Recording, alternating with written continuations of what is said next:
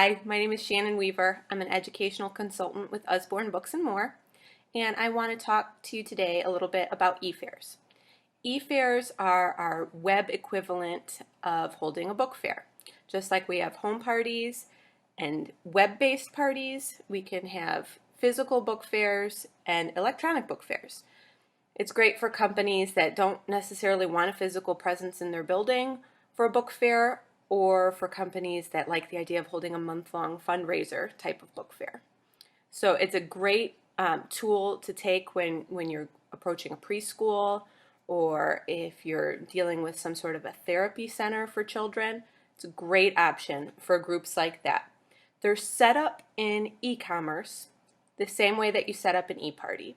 There's the drop-down menu when you add an event, and you can choose to either create a party or create a book fair. If you choose book fair, you have the option to put in the name of the company, the tax ID information if they're tax exempt. You don't have to put this information in here, but it's helpful for you. And you also have the option at this point to disable shipping. This is a really important thing to remember. If you do not check the box here, then anyone can have their orders shipped to the organization, to the business. This may be what the business wants. So all the orders come in at the same time, everyone gets free shipping, and then you, if it's an organization that's physically close to you, you're able to sort through the orders for them and distribute them, or maybe the organization or preschool themselves wants to go through and check their order and hand out the books. But if you disable this option, then the only option for people who are buying books through the book fair is to have the books shipped directly to them. In a lot of cases, this is actually the more appropriate alternative. For example, if you're dealing with a preschool that maybe has 5 different locations and they all want to be involved in this, that would be the good option, so they're not, all the orders aren't shipped to the same place. So it's definitely a good thing to pay attention to right when you're setting up your event. The recent changes to the book fair reward structure took place in the beginning of September, and there's a big difference when it comes to e-fairs as well. So the rules now are that in any kind of e-fair order of $250 in retail sales or greater, the organization holding the book fair will get 50% of retail sales back in merchandise credit, which is great. There is no longer a cash option for e-fairs. So that is definitely something to make yourself aware of. And actually, the Reading is a Gift website, book fair website, has not been updated with this new information yet.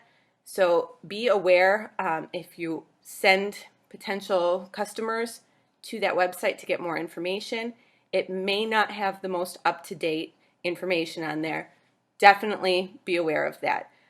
Any incentives that you want to offer above and beyond that would be coming out of your commission. The commission for an e-fair, again, is 17% as opposed to 25% that we get for hosting just a regular e-party.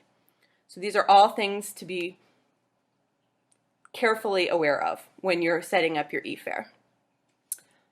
Some things to remember that are specific to e-fairs is that one, the customer specials are not available to purchase during e-fairs. That's not even an option when you go through your link.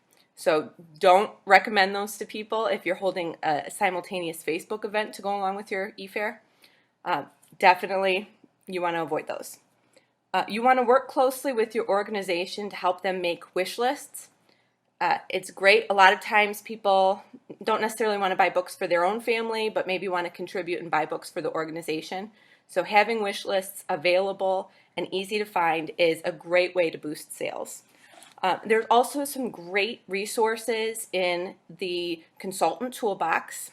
If you go, and there's lots of information on book fairs that apply to both book fairs and e-fairs.